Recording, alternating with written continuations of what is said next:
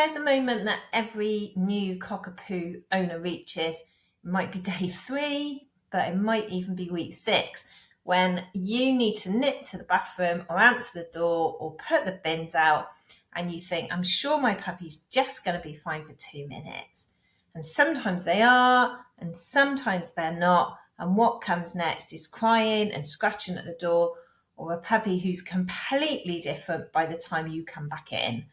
The problem is that most owners don't know how to tell the difference in advance. You just find out by accident, and that's usually the worst possible moment because your puppy's really distressed by then. In this video, I'm going to give you 3 clear signs that tell you your puppy isn't ready to be left yet, so you can spot them before a bad experience sets you back. And when I say not ready to be left yet, that's not generally, that's in that moment when you're about to do something. No one wants to cause their puppy distress, but the good news is the signs are really easy to spot once you know what you're looking for.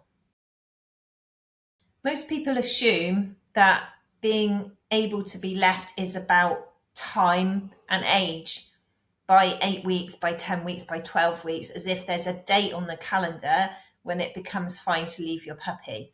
But it isn't. 2 puppies of exactly the same age can be in completely different places when it comes to alone time. One might be genuinely ready really early on, and the other might need more groundwork first. What actually matters isn't the age on your puppy's age chart, it's whether any of these signs are present. Because if you can see any of them, pushing ahead with alone time training is going to teach your puppy the opposite of what you want. Sign 1, they panic before you've even left. Yep, the first sign happens before you've even left the room. You stand up, you move towards the door, you reach for your keys, and your puppy starts whining or pacing, or they're glued to your leg. That's not a puppy that's going to miss you when you've gone. That's a nervous system that's in alarm mode already before anything has actually happened. A puppy who's ready for a little separation was going to notice you moving and glance up, but they resettle. A puppy who isn't ready starts anticipating, and that's a really important difference because it tells you that the work isn't about leaving, it's about setting the groundwork before you leave. Sign 2, they can't even settle with you there. So this one surprises people because it doesn't look like a separation problem at all. If your puppy's struggling to lie down and rest, even with you sitting next to them, if they need to be constantly touching you or lying on you in order to switch off, it's a really strong sign that they're not ready to be left, even just for a few minutes. Being able to settle near you but on you is the exact skill that alone time training depends on.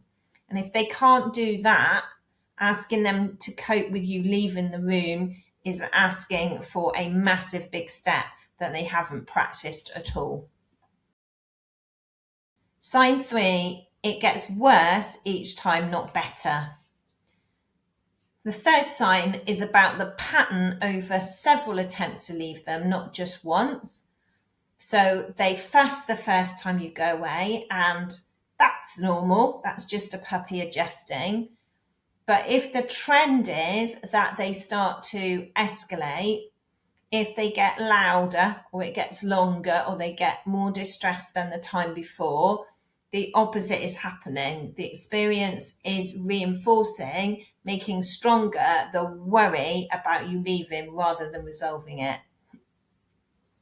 This is a sign that gets missed most often because we tend to judge each time we leave them on its own instead of looking at the pattern across the days or weeks. If you're recognizing one or more of these right now, it doesn't mean that you're having a setback. It just means your puppy needs a bit more groundwork before you start to go a little bit further. Go back a step and practice settling near you, not on you first, in the same room with no distance at all. So that becomes calm and easy to do. And then you can start adding small amounts of physical distance. The order matters more than the speed. Don't rush the distance before your puppy can settle near you. So here's what I'd love you to try this week. Pick a calm moment after a walk or after a meal when your puppy is naturally winding down, and just sit near them while they rest. Now they could be in a pen or a penned off area with you the other side of it, but just be close by. No touching, and see how easy they settle. That's your baseline for sign 2. Then once they can do that, stand up, move a few steps away, not out of the room, just across the room, and watch what happens before you've even gone anywhere. Do they lift their head and settle again, in which case you're ready for step 3.